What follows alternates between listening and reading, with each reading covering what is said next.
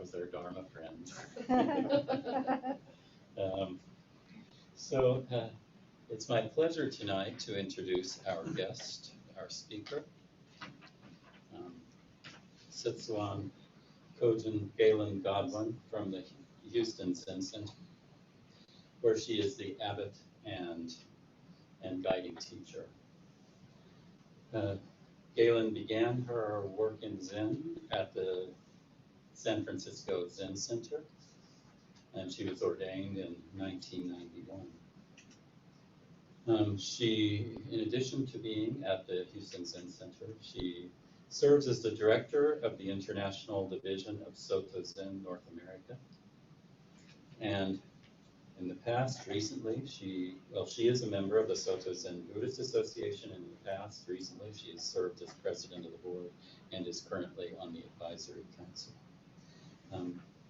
But on a personal note, she first came to our Sangha when she introduced us, and I think it was around 2011.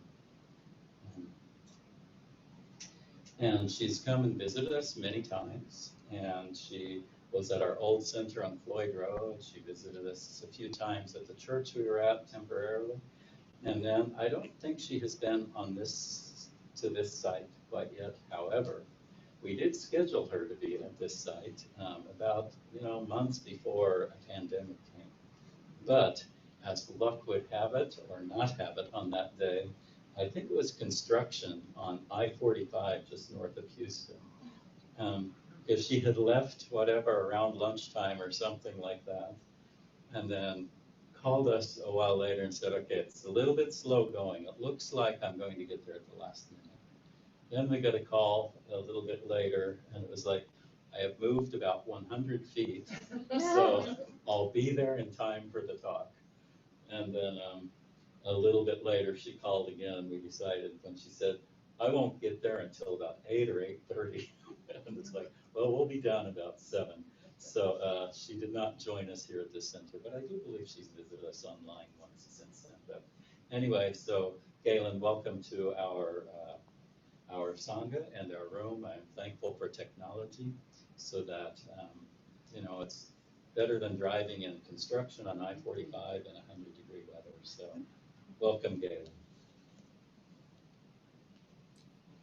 Thank you so much, Cornell. Thank you so much. And I really wish I could be with you in person, with all of you in the new space. And it's really true that that last drive was one of the major practices of Dharma talking. It was sort of like trying to go on the Great North Road and hitting obstacle after obstacle. So it's very memorable. I can still feel myself sitting in that car. But it's great to be with you all today. Great to be with you, Cornell and Bobby and Anna. Nice to meet all of you. What I want to talk about today is peace, actually great peace. But I want to talk about it through the lens of our practice, which is the great vehicle practice. And I want to talk a little bit later about one of the great heroes of our practice, Vimalakirti. But first, this concept of the great vehicle, which is one of our precious offerings to the world. Our practice, Buddhist practice, and the kind of practice that we're all doing together right now is such an important offering to the world. We have so much to offer to the world. The feeling of acceptance that has been expressed all throughout our services this morning, the feeling of openness, this is such an important offering to the world, where we're seeing a lot of collision of concepts, collision of theories and of attitudes and anger and so on, decidedness, selfishness. We're seeing a lot of unwholesome behaviors, and we're not separate from it. We're not separate from all the people who are behaving that way. They are part of us, as we were saying earlier today. And Mahayana, so our practice this morning and the practice of Zen in general is part of the Mahayana school of Buddhism. A great vehicle. Maha means great. It even sounds great. Maha. Yana means vehicle. And great vehicle literally means everybody can get on. It's a big vehicle. And Suzuki Roshi, who is an important figure in Soto Zen, said, it means it's, when some student asked him, what does it mean, this big vehicle? He said, it's like a taxi cab. Everyone can get in. It's a very, very big taxi. And that's our practice. Everybody can get in. Everybody has the awakened nature within. Everybody has the capacity to wake up to that nature.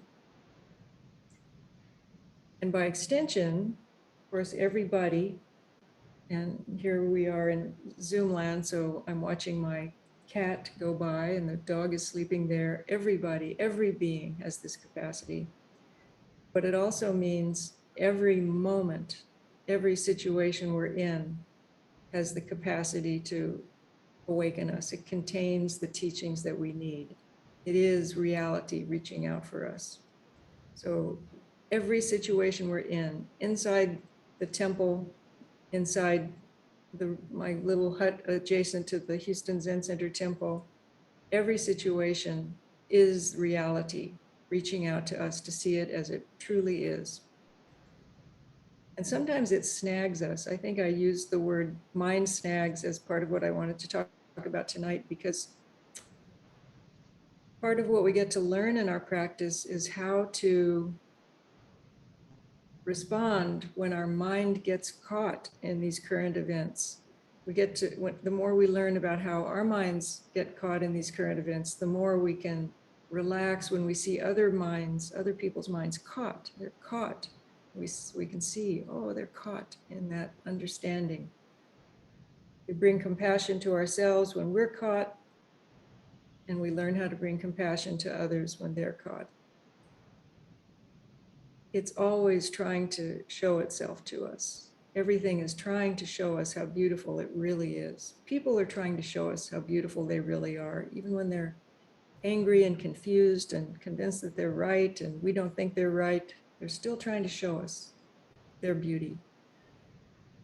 I have these robes on, my traditional robes, and they have these long sleeves. These are styled after Confucian robes, because as Buddhism moved from India to China to Japan and Korea, the clothing that people wore adapted throughout. And so Chinese clothing, which tends to be gray these days, but often it was black when Buddhism was first practiced in China, because Confucian scholars were writing with black ink. So it was better to have black robes with this black ink splashing around.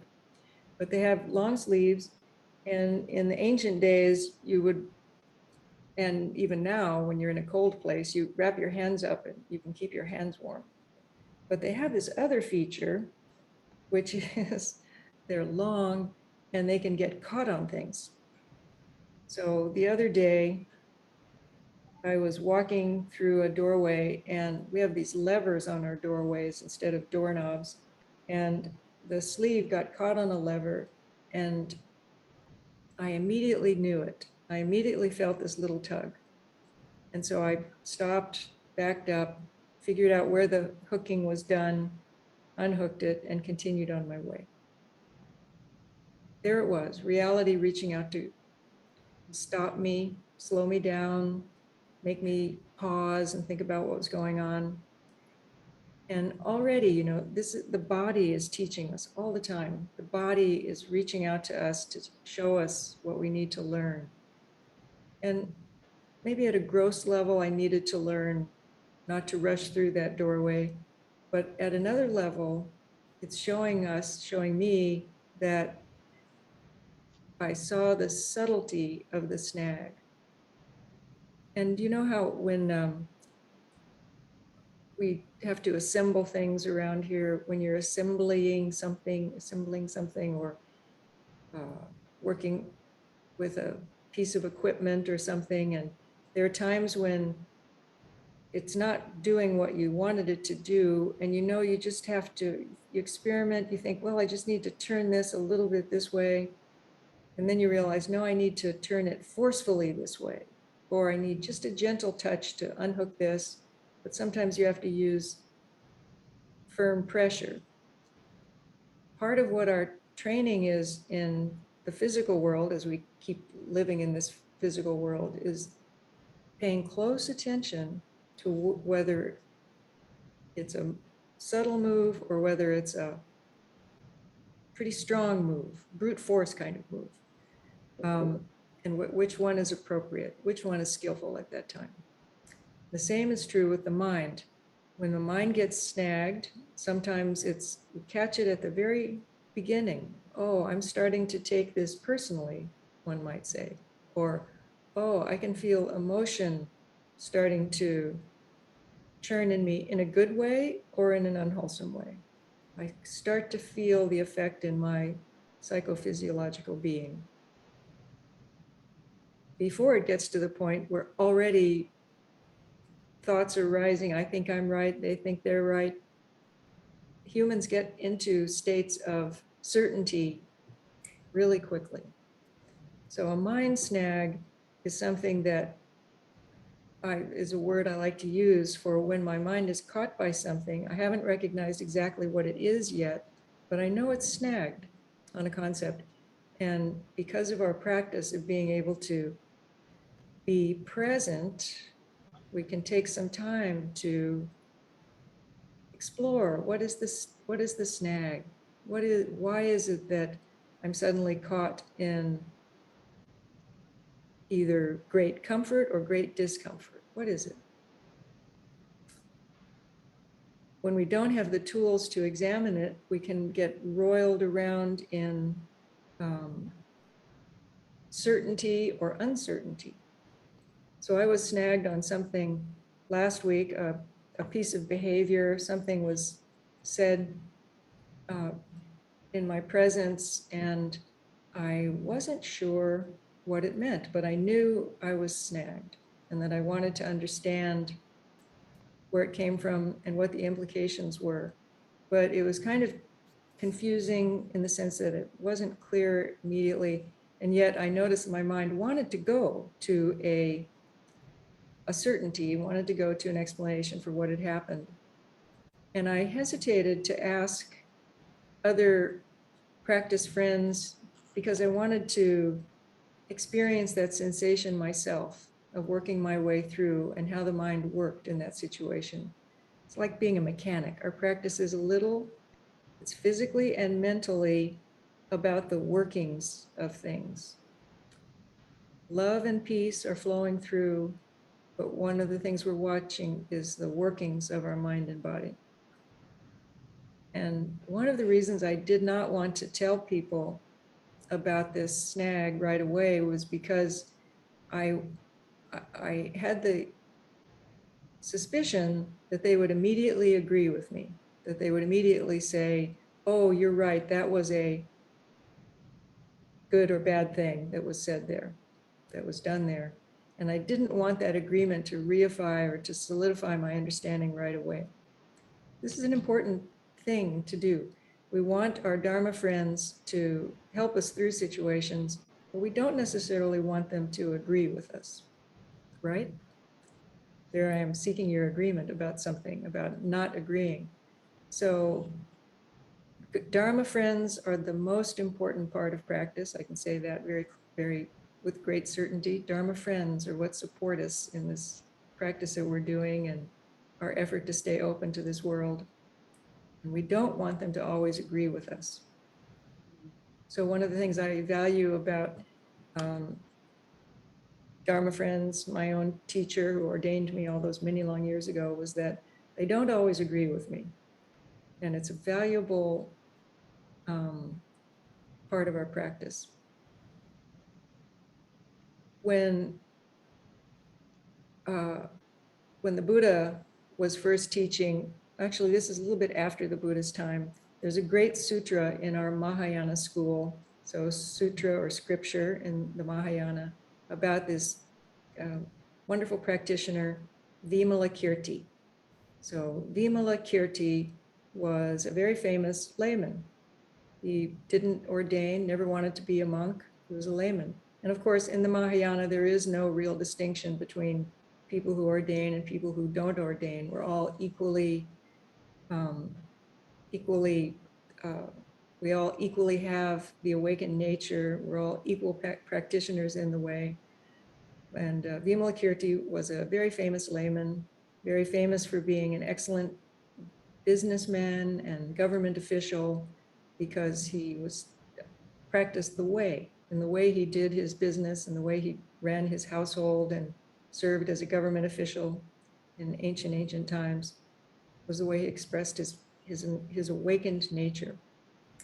So he decided to have some of the Buddha's disciples come down and talk with him. And not since, but you should know that he was a very good debater. He really understood the most important concepts of reality, that things are totally interconnected, which we call emptiness. Things are appearing in their true, real form all the time, which we call suchness. He understood this mysterious nature of reality. He wanted to have some of the Buddha's Bodhisattva disciples come down and talk to him about it, but they wouldn't go because he'd beaten them in debate so many times. So this is a little bit avoidance of being told that you're not right. So, so Vimalakirti decided to, I think that's Paul's, I'm hearing a lot of feedback, but. Yeah, sorry, it's sounding a little scratchy on our side, but I think it's our speaker. But please Okay. continue. Oh, am I coming across clearly, more or less clearly? Yes, it's good. Okay. So Vimalakirti appeared as a sick person, and the Buddha, part of the Buddhist practice is that you go and call on sick people. And so Buddha said, Manjushri, Avalokiteshvara, all of you go down and call on Vimalakirti because he is sick and he needs us to ask after him. And one after the other, they said, oh no, Lord Buddha, I won't go visit him because the last time I visited him, this happened and he proved to me that my understanding was incomplete. So one after the other, they all declined to go down and call on Vimalakirti because they didn't want to be wrong. They didn't want to see that they still needed to develop in their practice. Until finally, Buddha turned to the future Buddha, Maitreya, and said, Maitreya, would you go down and call on Vimalakirti? And Maitreya said, okay, Lord, I will go. And then he went down, and since he went down, all the rest of them decided to go down too, because they wanted to listen. So they came down behind Vimalakirti to listen to the dialogue. So Vimalakirti and Maitreya talked about the true nature of reality and the true nature of this human body. And at the end, Vimalakirti said,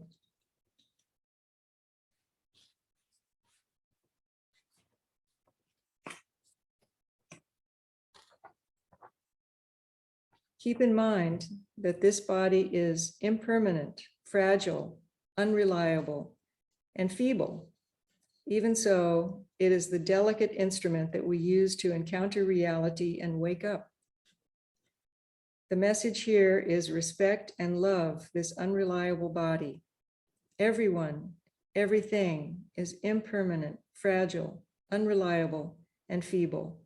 Every single thing is deserving of care and love.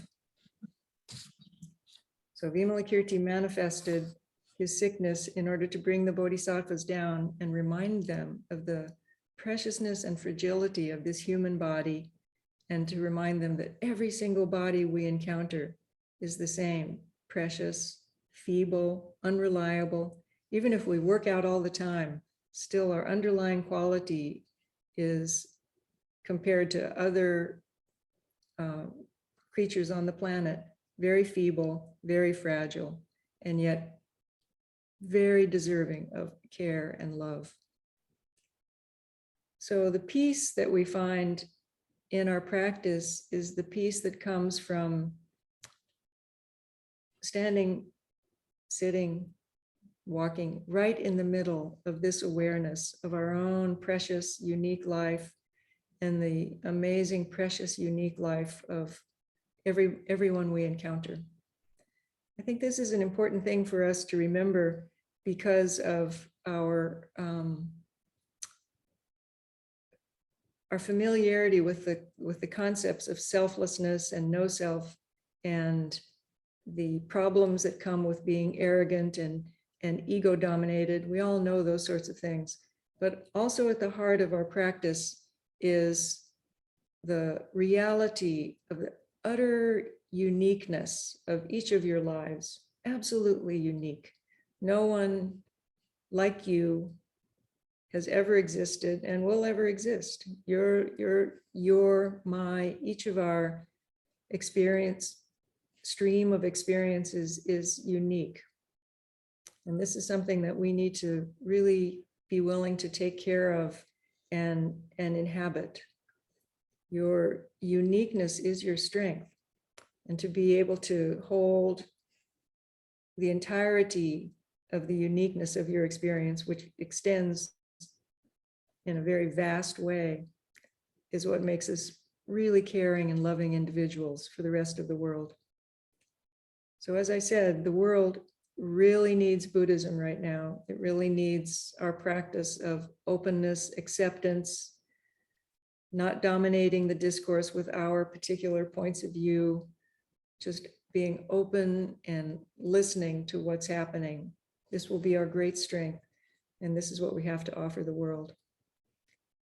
And one more thing I want to say is that in Zen, there is actually a word for this ability to occupy your central place, to be the unique person that you are without clinging to any particular set of definitions of yourself, yet to be the unique person that you are, occupy that place and respond from there. That's called the iron person. So in Zen, that's an iron person. So when people wake up to that, there's a phrase in Zen, it's iron person lives here. So another one of these amazing meetings of soft and firm in Zen. To be so soft, to be so open is the same thing as being this iron person. And I could go into my sort of scientific mind and talk about what happens when iron rotates. There are all sorts of interesting imagery about iron and magnetism attracting each other. But I just want to leave you with that. Be your unique self and realize this iron person. Thank you very much.